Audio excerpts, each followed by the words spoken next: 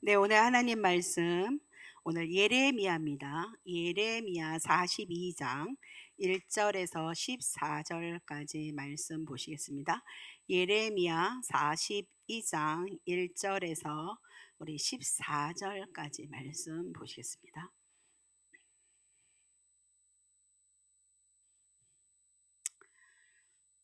네, 우리 다 같이 1절부터 천천히 읽어 내려가시겠습니다. 이에 모든 군세의 지휘관과 가레아의 아들 요하난과 호사야의 아들 여사냐와 백성의 낮은 자로부터 높은 자까지 다 나와 선지자 예레미야에게 이르되 당신은 우리의 탄 나오는 듣고 이 남아 있는 모든 자를 위하여 당신의 하나님 여호와께 기도해 주소서. 당신이 보는 바와 같이 우리는 많은 사람 중에서 남은 적은 무리이니 당신의 하나님 여호와께서 우리가 마땅히 갈 길과 할 일을 보이시기를 원하나이다. 선지자 예레미야가 그들에게 이르되 내가 너희 말을 들었은즉 너희 말대로 너희 하나님 여호와께 기도하고 무릇 여호와께서 너희에게 응답하시는 것을 숨김없이 너희에게 말하리라. 그들이 예레미야에게 이르되 우리가 당신의 하나님 여호와께서 당신을 보내사 우리에게 이르시는 모든 말씀대로 행하리이다. 여호와께서는 우리 가운데 진실하고 성실한 증인이 되시옵소서. 우리가 당신을 우리 하나님 여호와께 보내면 그의 목소리가 우리에게 좋든지 좋지 않든지를 막론하고 순종하려 함이라. 우리가 우리 하나님 여호와의 목소리를 순종하면 우리에게 복이 있으리다 하니라. 10일 후에 여호와의 말씀이 예레미야에게 임하니 그가 가레아의 아들 요하난과 그에 함께 있는 모든 군 지휘관과 백성의 낮은 자로부터 높은 자까지 다 부르고 그들에게 이르되 너희가 나를 보내어 너희의 간구를 이스라엘의 하나님 여호와께 드리게 하지 아니하였느냐. 그가 이렇게 이르니라. 너희가 이 땅에 눌러앉아 산다면 내가 너희를 세우고 헐지 아니하며 너희를 심고 뽑지 아니하리니 이는 내가 너희에게 내린 재난에 대하여 뜻을 돌이킴이라.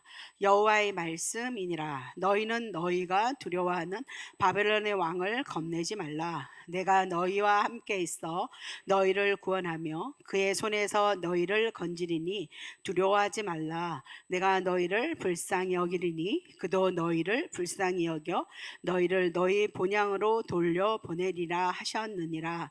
그러나 만일 너희가 너희 하나님 여호와의 말씀을 복종하지 아니하고 말하기를 우리는 이 땅에 살지 아니하리라 하며 또 너희가 말하기를 아니라 우리는 전쟁도 보이지 아니하며 나팔 소리도 들리지 아니하며 양식의 궁핍도 당하지 아니하는 애굽 땅으로 들어가 살리라 하면 잘못되리라. 아멘. 네.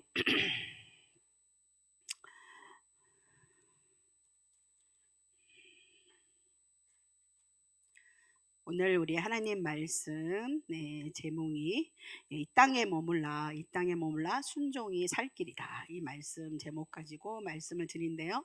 자, 5월부터 화요일까지 예레미야가 계속 큐티가 말씀이 되었습니다. 자, 이번 주간 예레미야 말씀 속에서 시드기야 왕 제11년에 남유다가 하나님을 버렸기 때문에 예루살렘 바벨론에 의해 함락되었습니다.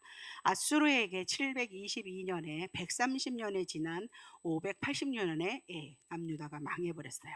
자, 한 번 망했는데 130년이라는 세월을 하나님이 기회를 주셨는데 결국 망해버렸습니다. 그 마지막 시드기야, 이 왕은 시드기야는 바벨론 왕에 의해 자신의 자녀들과 그 나라의 가족들이 귀족들이 죽는 것을 두 눈으로 보아야 했고 자신은 눈이 뽑혔고 쇠사슬에 결박당해서 바벨론으로 끌려갔습니다.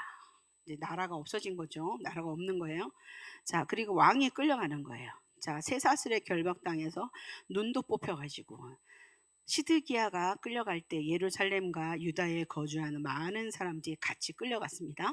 자, 무너진 예루살렘 성에 남아있는 사람들은 아무 소유가 없는 빈민들과 이들을 이끌 소수의 지도자들만 있었습니다. 그래서 바벨론 왕이 유다 사람 그다랴라는 사람을 임명하여서 예루살렘을 포함한 유다 성읍들을 맡아가지고 관리하도록 이렇게 했어요. 그 지배국의 왕에 의해 세워진 총독 그다라 이외에 일부 지도층 사람들이 예루살렘에 남아 있었습니다. 그러니까 남는 자가 있었어요.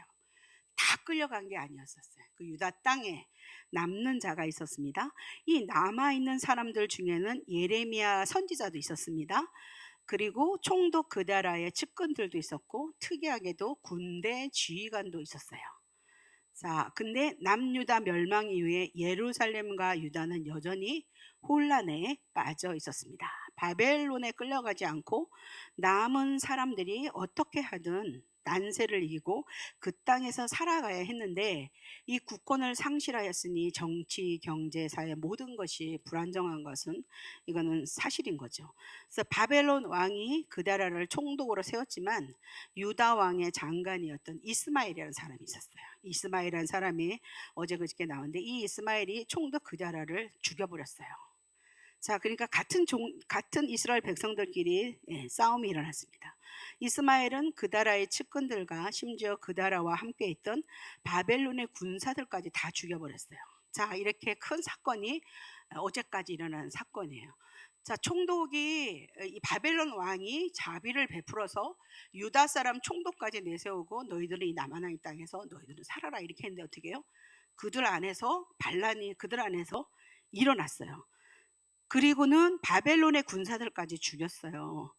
그러니까 큰 사건이 발생하고 말았는데 유다에 남아있는 사람들이 바벨론의 보복을 두려워하는 것은 당연한 거예요. 그래서 이게 보복이 언제 일어날까?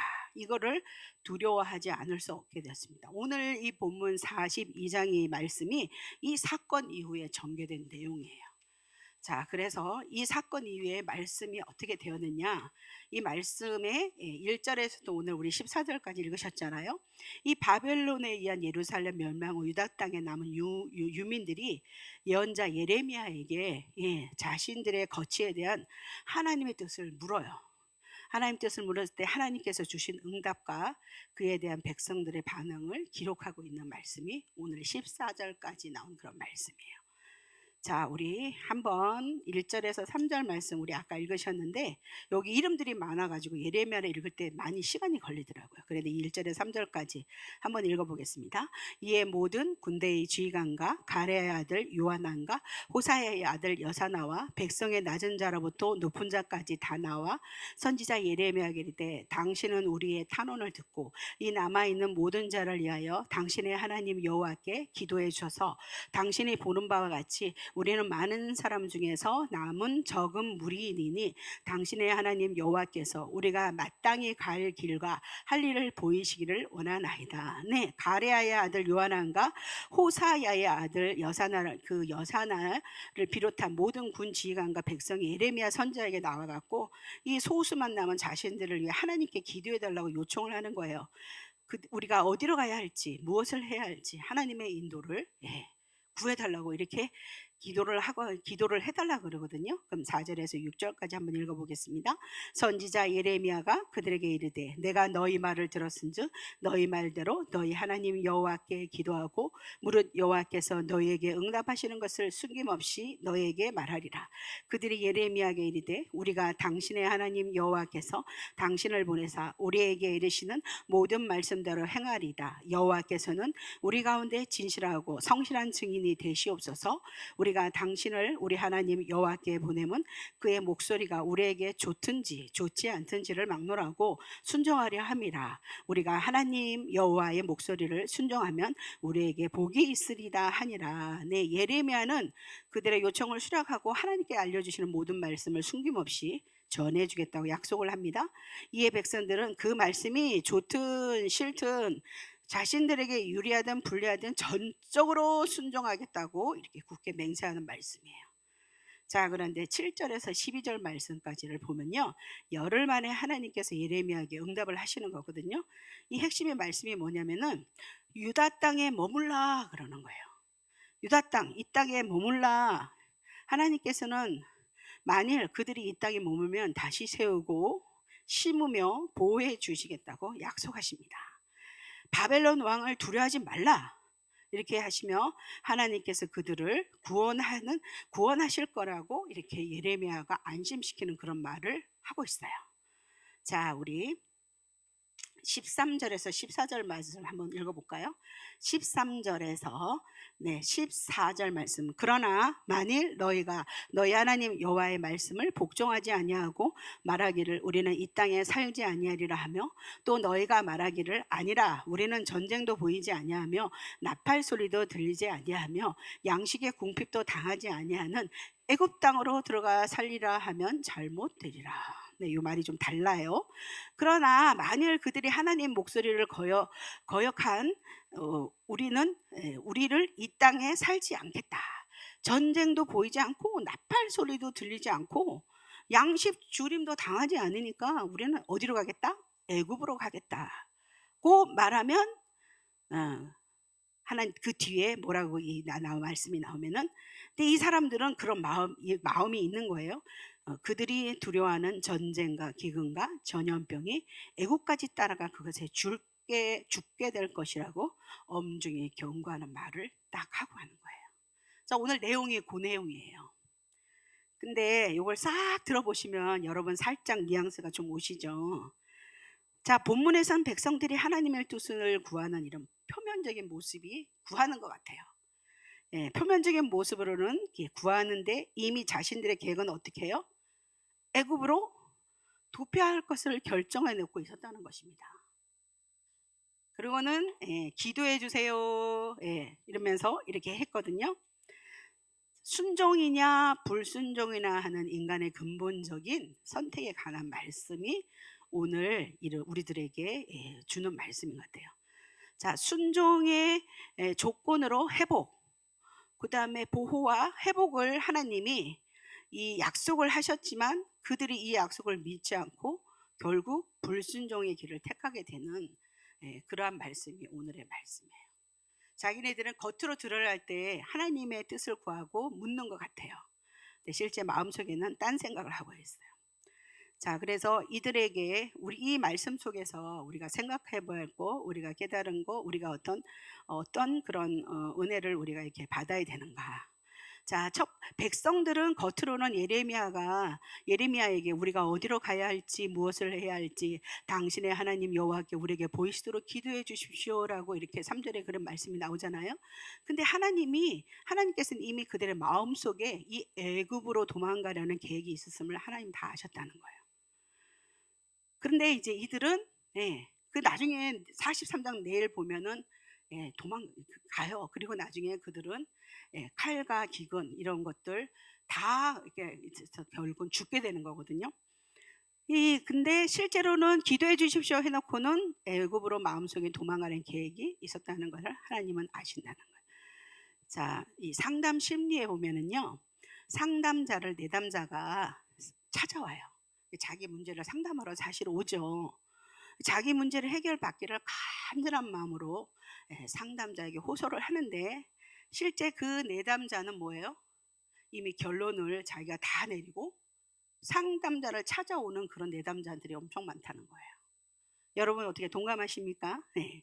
우리도 마찬가지로 우리가 종종 마음속에 이미 정해둔 답을 가지고 하나님의 뜻을 묻는 경우가 굉장히 있다는 것입니다. 기도는 우리의 뜻을 관찰시키기 위한 수단이 아니라 내 뜻을 내려놓고 하나님의 뜻에 맞추기 위한 가정이 되어야 되는데, 하나님인 우리의 입술의 말보다 우리의 중심을 보시는 분이시라는 것을 우리가 믿게 된다면은 결코 어떻게 해요? 내가 결론을 내놓고 그렇게 어리석은 기도를 절대로 올리지는 않죠. 오늘 이 사람들은 이렇게 했어요. 자, 그리고 또 백성들은 예레미야에게 우리가 당신을 우리 하나님 여호와께서 보내는 것을 그의 목소리가 우리에게 좋든지 않든지 우리가 순종하려 함이라 이렇게 6절에 그런 말로 맹세를 하잖아요. 근데 막상 하나님이 응답이 어떻게 해요? 자신들이 원하는 바와 달라요. 뭐라 그랬어요? 가지 마라. 애굽으로 가지 마라. 이 땅에 머물러라. 그리고 두려워하지 말라. 이런 응답을 듣게 되잖아요. 유다 땅에서 머물라. 이 땅에 머물라. 이렇게 얘기했는데 백성들은 결국은 어떻게 약속을 어기고 불순종하는 장면이 43장에 나오게 돼요. 예, 그렇거든요. 자, 마음에 들면 순종, 아니면 불순종. 예, 우리 그런가요? 자, 참된 순종은 뭐냐? 말씀이 내 말씀에, 내 마음에 들 때만 선택적으로 행하는 것이 아니고, 내 계획과 다른 말씀을 하셔도 당장 손해를 보는 것 같아도 그 말씀대로 행하는 그 믿음이 진정한 믿음입니다.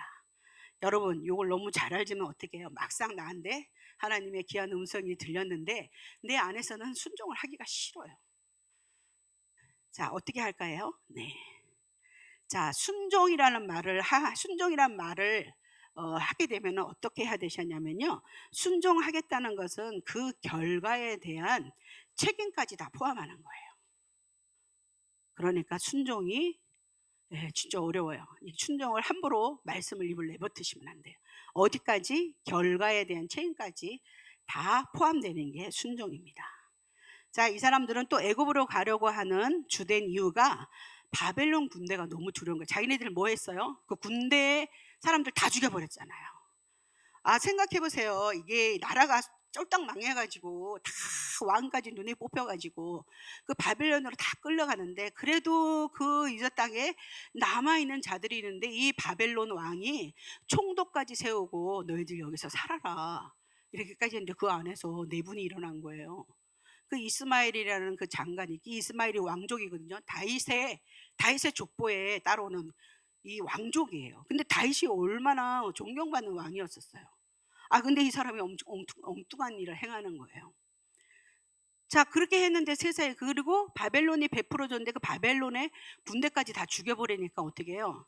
이거는 내가 우리 안 두려워할 수가 없는 거예요. 그래서 이 사람이 이 백성들이 이들 마음에 이 바벨론 군대가 두려웠기 때문에 애굽으로 가고자 하는 그 마음도 굉장히 컸다는 거예요. 자, 기근과 전쟁이 없는 안전한 곳으로 이 사람들은 찾아가고자 하는 마음이 굉장히 컸어요. 이런 마음이 어떤 마음이냐? 우리 인간의 가장 기본적인 그 욕구의 마음이죠. 근데 11절에 우리 한번 읽어볼게요. 11절에 뭐라 그랬냐? 하나님 뭐라 말씀하셨어요? 11절, 여호와의 말씀이니라.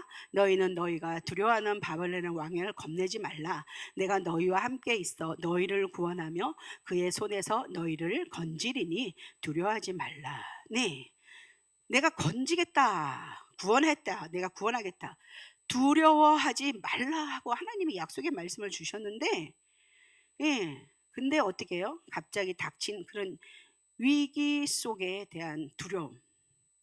이 자기네들이 하나님이 이렇게 말씀을 주지만은요, 이 사람들은 바벨론이 쳐들어와서 자기네 그런 일을 했으니까 당장 와가지고 자기네들은 자기 죽을 것 같은 거예요. 그러니까 엄청난 두려움이 이 사람들에게 닥쳤어요.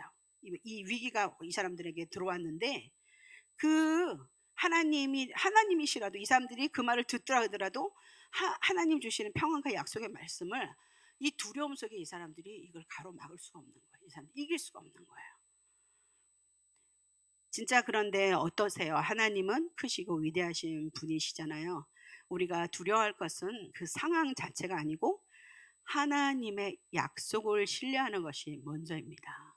우리 성도 여러분들 다 약속 받으시고 하나님 주신 말씀 있으시잖아요. 그런데 언제나 무슨 어떤 큰 위기 닥치는 그런 엄청난 그런 상황이 어마어마하게 안 좋고 그런 어려움이 있을 때도 여러분은 나에게 주신 하나님의 약속을, 그 말씀을 신뢰하는 것이 아주 큰 믿음입니다. 그리고 이것이 순종이거든요.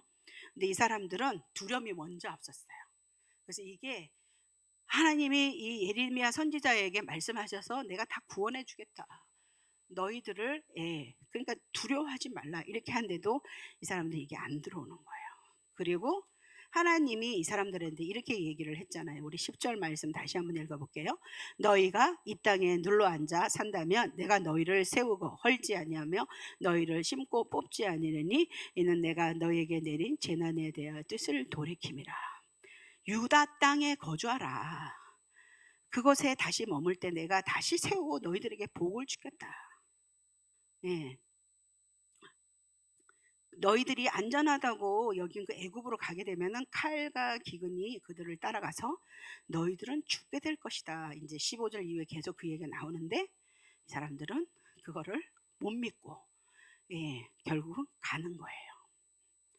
그렇게 되는 말씀이 오늘의 이 말씀입니다. 요 이제 내용을 쫙쫙 생각해 봤을 때 우리 성도님들 특별한 축복, 장소가 있고 특별한 안전한 장소가 있는 곳은 절대로 없다는 거예요.